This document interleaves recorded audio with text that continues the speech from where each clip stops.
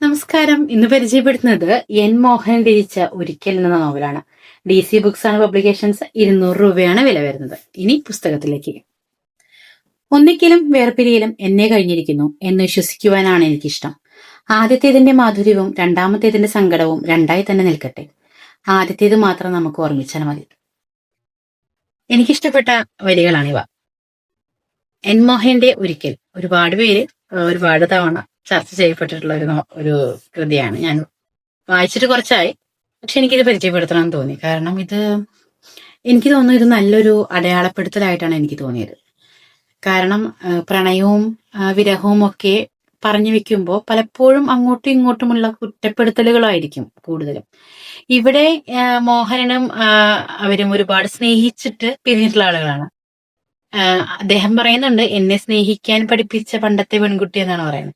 കാരണം അദ്ദേഹത്തിന്റെ ആദ്യത്തെ ഒരു പ്രണയം തന്റെ ജീവിതത്തിലെ സ്വാധീനം ചെലുത്തിയ ഒരു സ്ത്രീയെ കുറിച്ച് എഴുതുന്നതാണ് ഇവര്.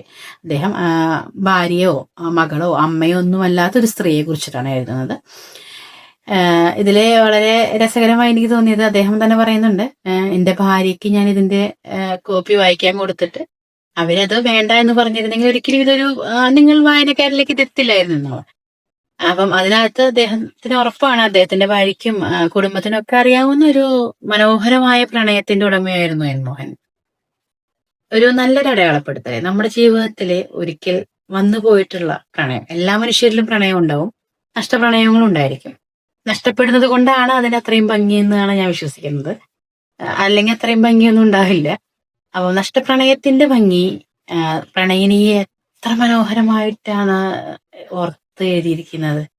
പ്രണയിച്ചുകൊണ്ടിരിക്കുമ്പോൾ അങ്ങോട്ടും ഇങ്ങോട്ടും പരസ്പരം മുറിവേൽപ്പിച്ചുകൊണ്ടിരുന്ന രണ്ട് മനുഷ്യർ പ്രണയം നഷ്ടപ്പെട്ട് ഒരു ആശുപത്രി കിടക്കയിൽ കിടന്നിട്ട് തന്റെ പ്രണയിനെ കുറിച്ച് വളരെ മനോഹരമായിട്ട് അദ്ദേഹം ഓർത്തെഴുതിയ ഒരു വളരെ ചെറിയൊരു പ്രണയകാവ്യം എന്ന് വേണമെങ്കിൽ പറയാം. ഒരുപാട് നല്ലൊരു പുസ്തകമാണ്. എനിക്ക് ഒരുപാട് ഇഷ്ടപ്പെട്ട ഒരു പുസ്തകമാണ്. നിങ്ങളുടെ വായനയിൽ നിങ്ങൾ ചേർക്കുമെന്ന് ഞാൻ പ്രതീക്ഷിക്കുന്നു. നന്ദി.